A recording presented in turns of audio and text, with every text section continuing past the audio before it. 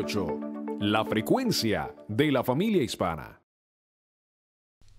Bien, mis amados hermanos, muy buenos días y bienvenidos al tiempo de estudio bíblico devocional. Su hermano, Pastor Roberto Alfaro, les saluda y les doy la mejor y cordial bienvenida.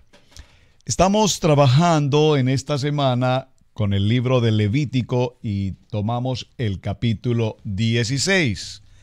Un capítulo muy importante. Gracias por los mensajes que ustedes me han enviado, Pastor. Realmente es la primera vez que me detengo a revisar este tema.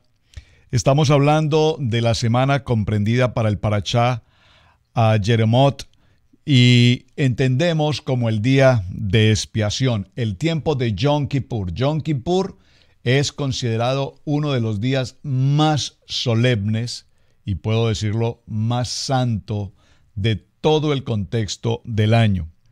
Dice el verso 16, Yahweh le habló a Moshe tras la muerte de los hijos de Aarón, que murieron cuando se acercaron demasiado a la presencia de Yahweh.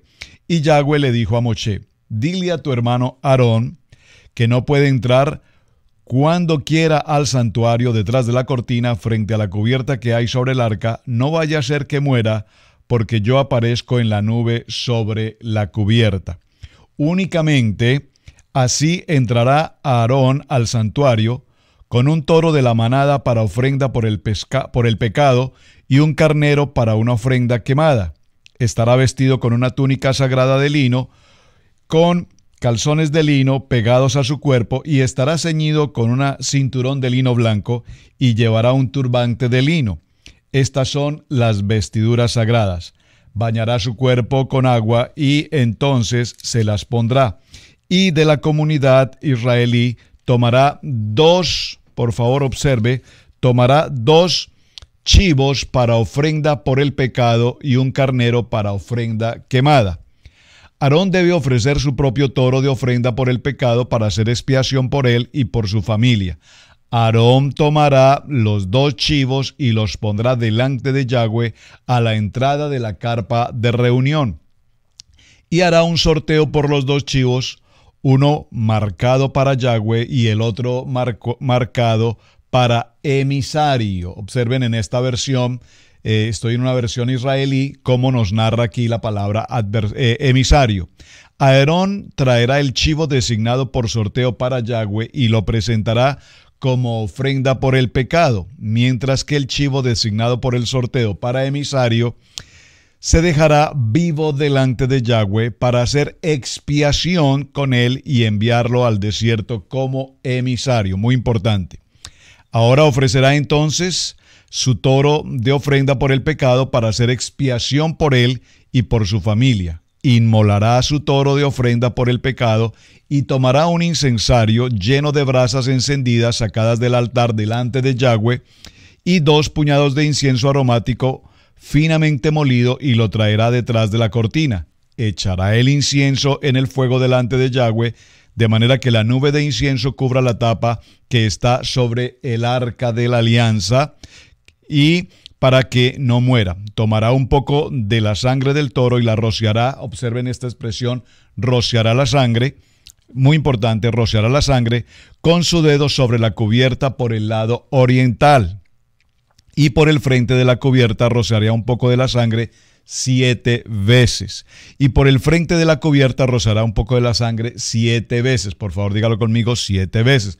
Recuerden que vimos en esta semana también la historia de la lepra y hablamos de Naamán y vimos cómo el profeta Eliseo le da una orden espiritualmente hablando y le dice simplemente ve y báñate en el Jordán, sumérgete por 7 veces. Vean la importancia de esta expresión 7 veces. Traerá su sangre detrás de la cortina y hará con su sangre como habrá hecho con la sangre del toro, la rociará sobre la cubierta y el frente de la cubierta. Todo este capítulo 16, cuando lo leemos en detalle, como lo estoy tratando de hacer ahora, nos damos cuenta que es un texto extremadamente técnico. Compartía con algunos hermanos y hermanas sobre el tema y nos dicen, wow, pastor, yo realmente para mí leer Levítico y ciertos capítulos en particular de Levítico me es muy difícil porque a la verdad no puedo entender nada. Así es que dejamos una tarea Y el hecho de poder entender este capítulo, por lo menos empezar a tener cierto discernimiento sobre la que la Biblia, la Torá puntualmente en Vayikra nos está enseñando, es que desarrollemos adecuadamente la tarea. Para quienes me enviaron la tarea, muchísimas gracias y felicitaciones. Excelente el estudio que ustedes desarrollaron y en particular ustedes van a ser grandemente bendecidos. ¿En qué sentido? Pues bendecidos en que han aprendido algo que seguramente, de no ser por la tarea, nunca jamás en sus años de congregación lo hubiesen podido hacer.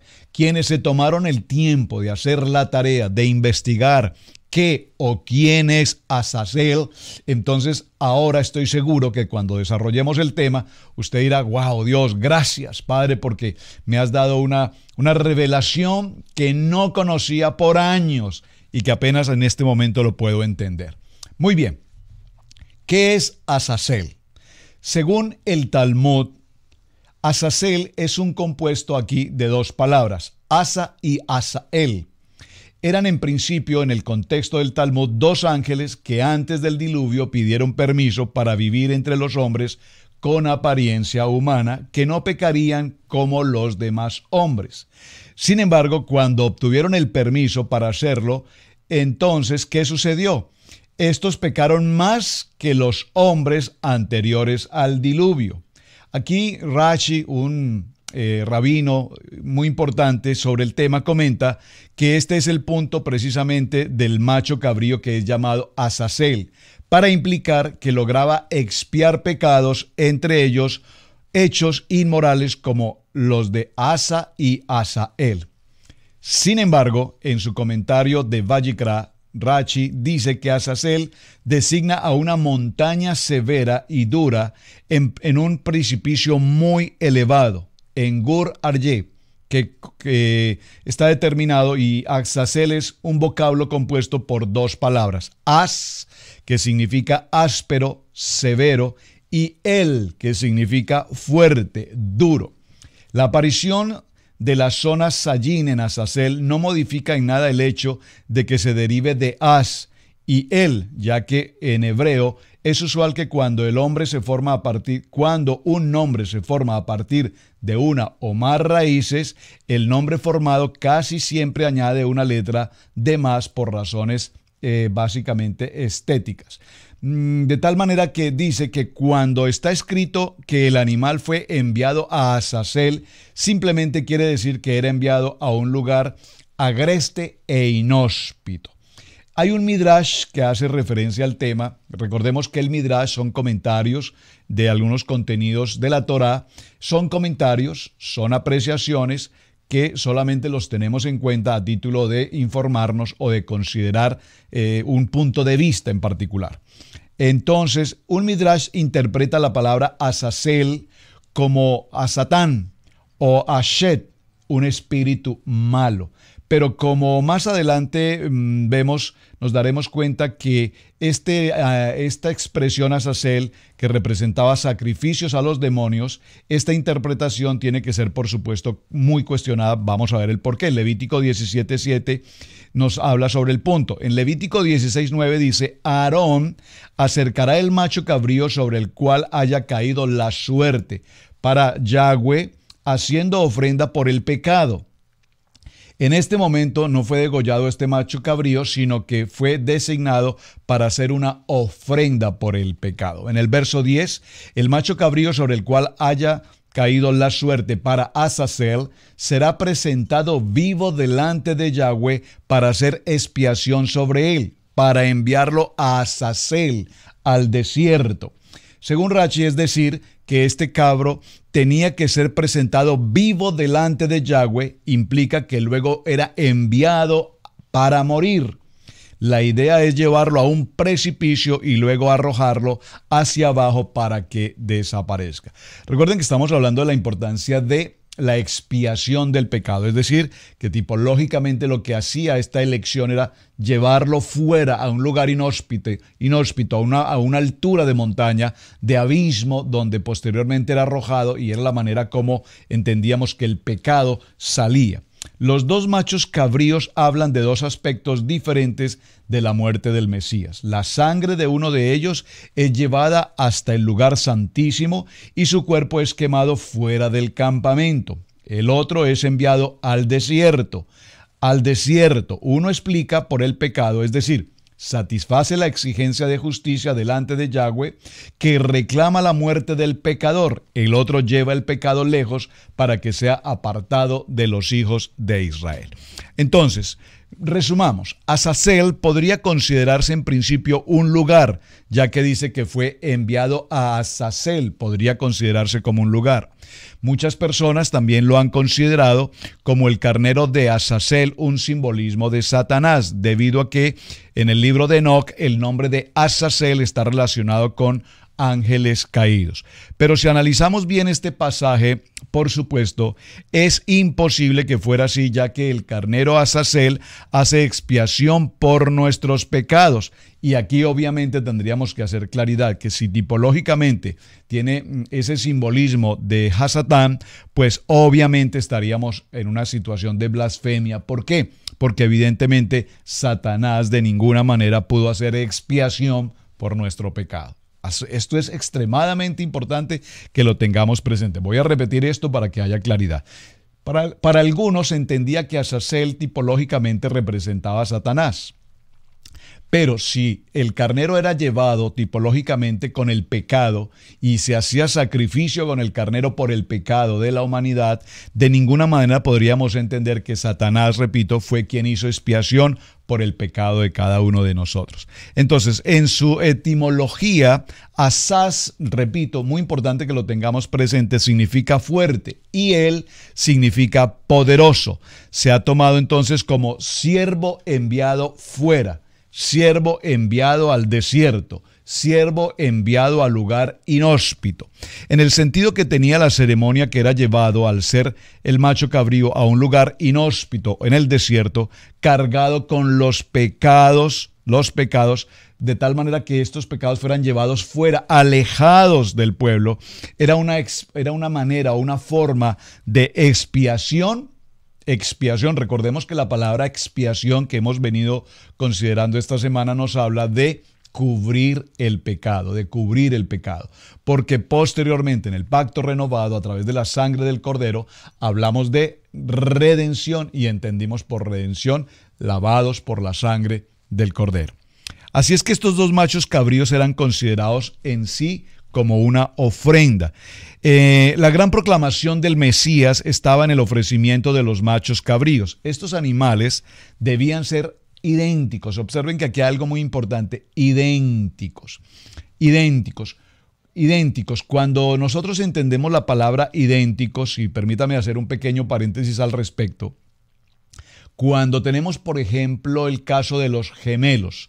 Usted sabe, cuando hay gemelos univitelinos, entonces entendemos que son idénticos, es decir, son dos gotas de agua.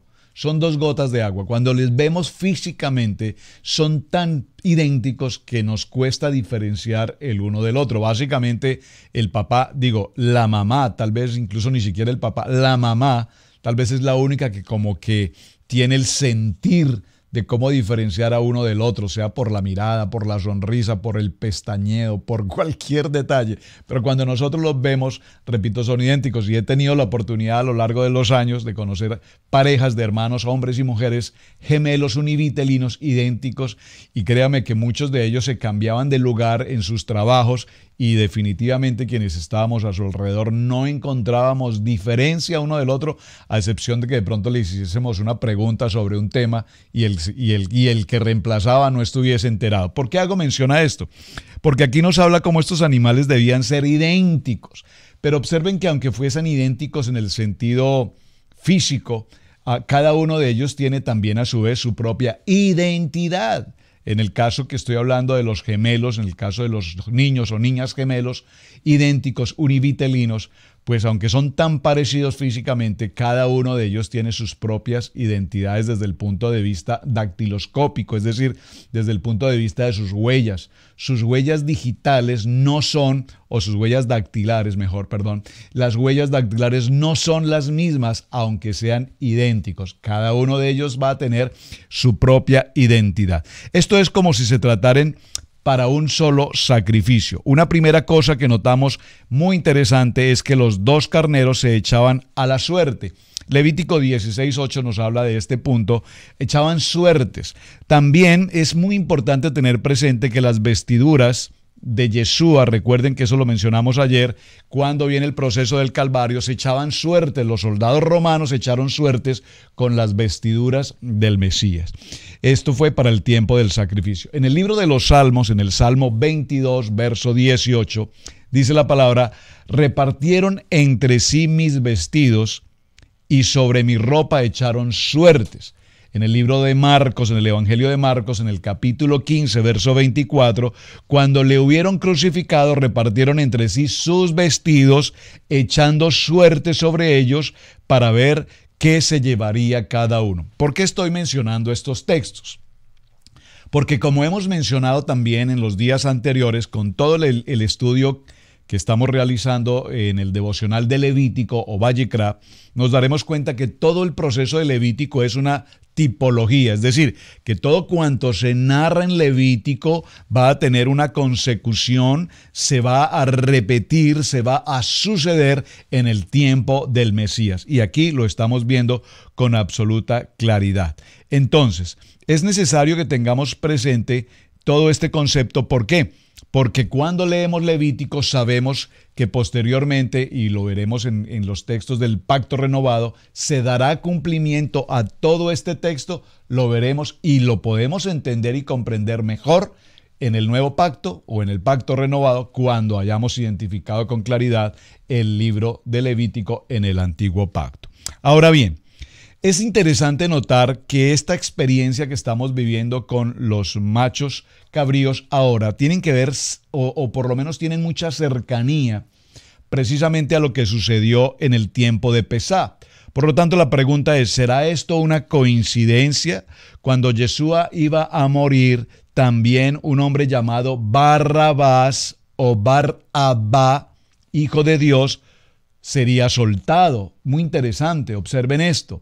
Ya usted conoce la historia. Al momento en el que Yeshua ha sido puesto en un juicio, si puedo, ante un juez, y este juez hace preguntas, y este juez cuestiona, vemos cómo el Señor mantiene silencio, y al mantener silencio, simplemente luego de que no se encuentra ningún tipo de condena, ningún tipo de pecado, ningún tipo de anomalía o de infracción a la ley, y aquí estoy hablando a la Torá, al principio incluso del mismo emperador o del mismo imperio romano, no había ninguna manera de condenarlo. Entonces se utiliza una ley de la costumbre, particularmente para la celebración era dejar libre a uno por elección popular, y vemos cómo el pueblo inducido, y voy a hacer esta relación con lo que venimos tratando de la semana anterior en Tarría y Metzorá,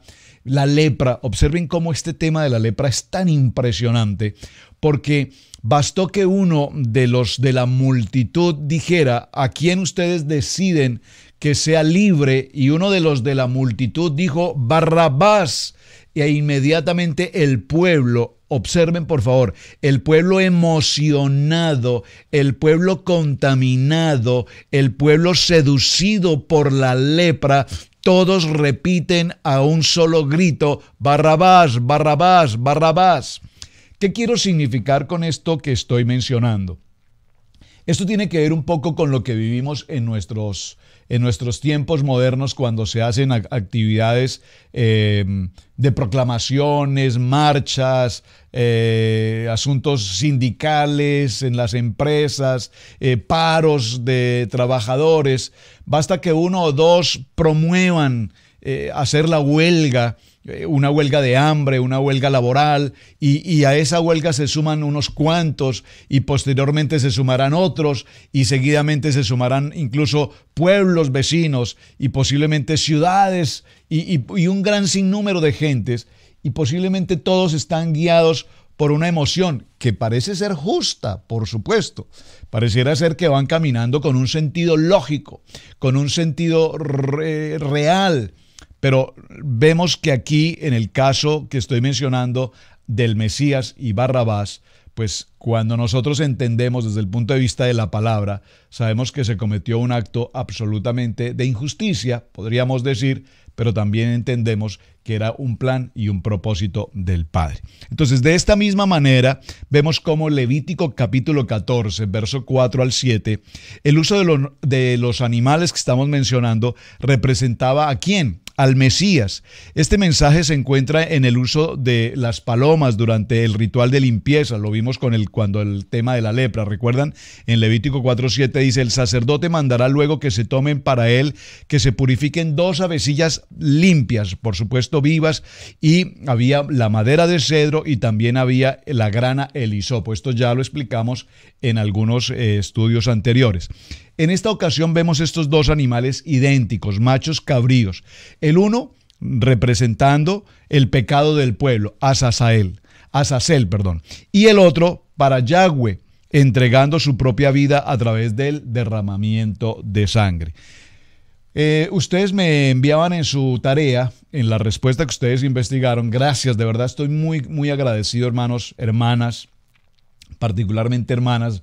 Hay mayor respuesta de las tareas en las hermanas, siempre las mujeres tan apegadas a la palabra, al estudio, al escudriñar, y por supuesto también algunos hermanos, pero me escribían al término de cada una de sus tareas: pastor, para mí esto ha sido extraordinario porque en los años que llevo de congregarme nunca jamás había escuchado esta palabra Azazel, nunca había escuchado respecto de estos animales que representaban al Mesías, nunca había escuchado que se tomara a un animal y fuese enviado al desierto. Esto nunca, para mí, nunca me lo habían enseñado. Bueno, qué bueno, por eso repito, qué importante que usted haga una tarea, porque el propósito de la tarea, recuerde, cuando estamos en la escuela o cuando estamos en la universidad y nos dejan tarea, no es para simplemente satisfacer al maestro, para decirle que hemos hecho un trabajo, obtener una nota, una calificación, sino es para que aprendamos algo más de lo que estamos tratando. Así es que existe una enseñanza en todo este proceso muy interesante. Y en la Mishnat, o tradición oral judía, en el Talmud, se relata que una cinta de color rojo era atada a la cabeza del chivo enviado a Azazel, y la otra parte de la misma cinta se conservaba en el santuario. Preste mucha atención a esta historia tan interesante. En la puerta del templo, esta cinta se tornaba roja, de roja a blanca, y era una señal que esperaban con ansiedad, ya que significaba para ellos que Yahweh había recibido la ofrenda por los pecados. La base bíblica de esta circunstancia la encontramos en el libro de Isaías, en el capítulo 1 y en el verso 18. Ahora, lo interesante de esta Mishnah es que afirma que 40 años antes de la destrucción del templo, nunca más la cinta se volvió blanca.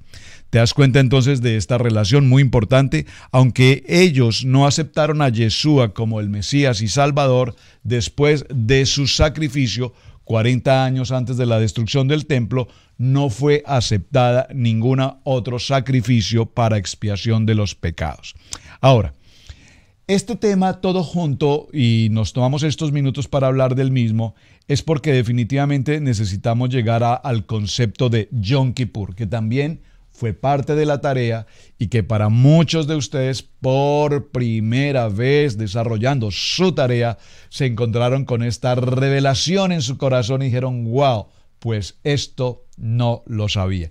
Qué interesante, porque en la medida que estudiamos, y este es el propósito de estudio bíblico devocional, todos, tanto ustedes como yo, tenemos que estudiar cada día y aprender algo más. A la cama no te irás sin que aprendas algo más. Interesante, ¿verdad?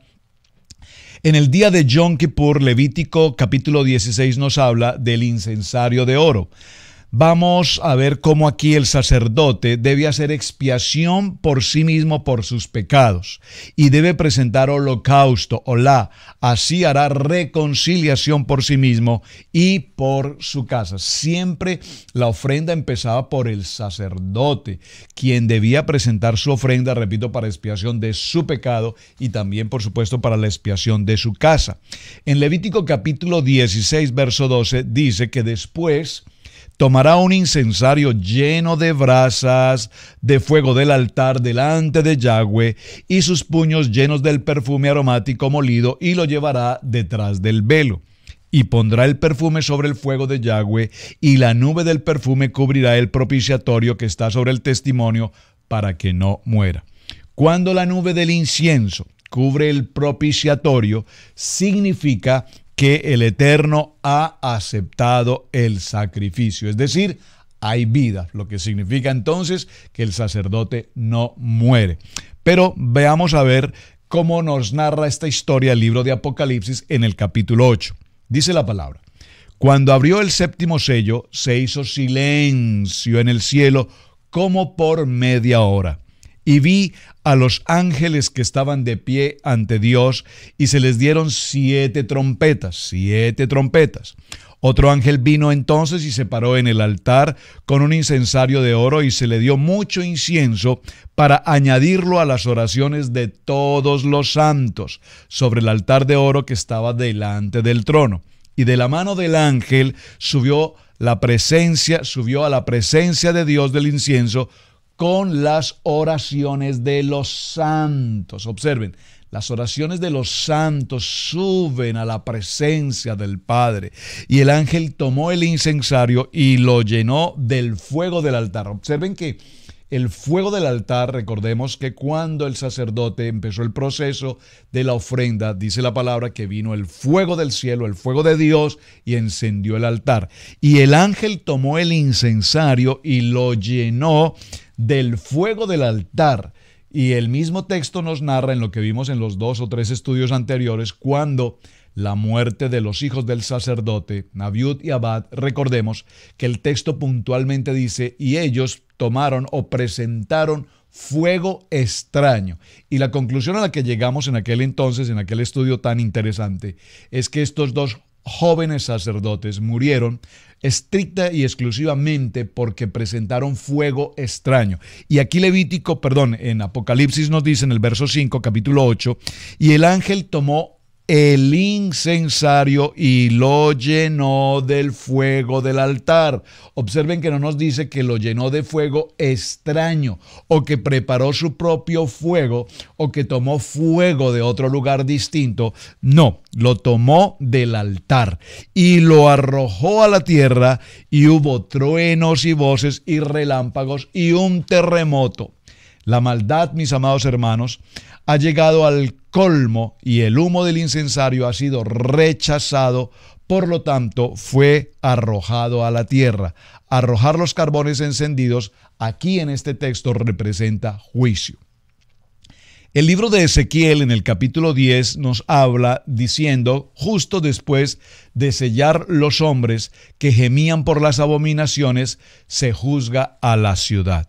Miré y he aquí en la expansión que había sobre la cabeza de los querubines como una piedra de zafiro que parecía como semejanza de un trono que se mostró sobre ellos. Y habló el varón vestido de lino y le dijo: entra en medio de las ruedas debajo de los querubines y llena tus manos de carbones encendidos de entre los querubines y espárcelos sobre la ciudad. Y entró a la vista mía. Los carbones del altar entonces nos indican purificación, purificar. El libro de Isaías en el capítulo 6 y en el verso 6 dice: y voló hacia mí uno de los serafines, teniendo en su mano carbón encendido, tomado del altar con sus tenazas, y tocó con él sobre mi boca, y tocando con él, con el carbón encendido sobre mi boca, dijo: he aquí que esto tocó tus labios, y esto quita tu culpa y limpia tu pecado. Observen que en la lectura, aunque repito, la lectura del libro de Levíticos es una lectura muy técnica, muy minuciosa. Cuando la entendemos, cuando empezamos a desarrollar el sentido técnico de este libro, podemos, por supuesto, comprender la importancia, repito, de la ofrenda, la importancia del incensario, la importancia del humo, la importancia del fuego encendido, la importancia de los carbones. Y aquí dice, y tocando con él sobre mi boca dijo, he aquí que esto tocó tus labios y es quitada tu culpa y limpio tu pecado. Así es que, mis amados hermanos, en este proceso que estamos desarrollando, nos daremos cuenta cuán importante es que podamos entender qué es Azazel y qué es el tiempo del Yom Kippur. Este tiempo de Yom Kippur tan extraordinario nos va a indicar por estatuto perpetuo el tiempo de perdón. El tiempo, recuerden que tenemos el tiempo de Teshuvá, que es el tiempo de arrepentimiento. Recuerden que hemos también buscado la diferencia entre remordimiento y arrepentimiento. Podríamos hacer claridad y repetir un poco esta diferencia. Muchas personas con mucha frecuencia, una vez saben, porque sabemos que hemos incurrido en una desobediencia delante del Espíritu de Dios, entonces sabemos que hay consecuencia del pecado. Pero cuando sabemos que se ha cometido pecado, y puedo usar la expresión por acción, o podríamos decir por omisión, es decir, no fue mi intención causar esa molestia, esa deshonra, cuando hablé mal de alguien, leshon hara, que nos habla del capítulo anterior sobre la lepra, y dañamos la honra, manchamos la honra de una persona a través de una palabra que brotó de nuestros labios. Entonces recordemos que esa acción de contaminación, esa acción tóxica de dañar la honra de una comunidad, de una iglesia, de un pastor, de una familia, de una persona en particular, pues posteriormente nos trae ¿qué? Arrepentimiento. O nos trae, en el peor de los casos, remordimiento. ¿Por qué digo en el peor de los casos? Porque cuando una persona está en remordimiento, simplemente dice, wow, me produce tanto dolor lo que hice, de verdad prometo que esto no lo volveré a hacer, y a los pocos días repite y repite la misma situación, es decir, remordimiento. Es decir, lo que en algún momento la religión nos enseñaba. Usted peca, ¿verdad? Se confiesa, se perdona, hay expiación de su pecado y sigue igual. Esa es una acción de remordimiento.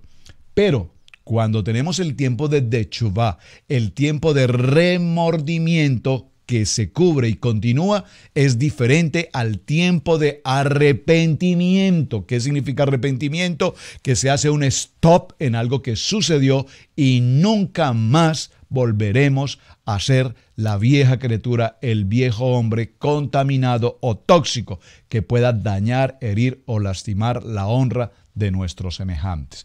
Por lo tanto, este tiempo de Yom Kippur, este tiempo de santidad, este tiempo de perdón, es un tiempo en el que no podemos volver a repetir esa frase típica, yo perdono, pero no olvido. Yom Kippur es yo perdono, para olvidar completamente cualquier circunstancia y entrar en un tiempo de paz, de gozo y de santidad con el Padre Eterno. Bien, mis amados hermanos, muchísimas gracias por acompañarnos. Su hermano Pastor Roberto Alfaro les saluda. Shalom, bendiciones y gracias por compartir el video. Muchísimas gracias por aquellos que han estado cumpliendo con su tarea. Buen día.